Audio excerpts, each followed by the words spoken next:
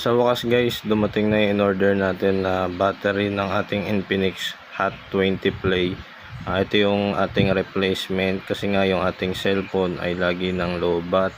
Tapos nagpapatay-patay sindi. So meron na rin siyang kasamang mga screw niya guys na pantanggal natin dito sa ating cellphone na Infinix Hot 20 Play.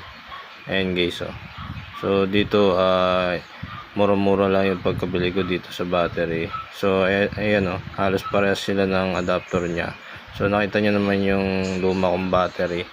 So dito guys, sinalpak na natin. So swak na swak siya kasi nga tama yung ating na-order. So kung gusto nyo umorder ng gantong klaseng battery, lalagay ko na lang sa video yung link. So dapat may clip nyo na maayos yan. So dito guys, binalik na natin yung cover.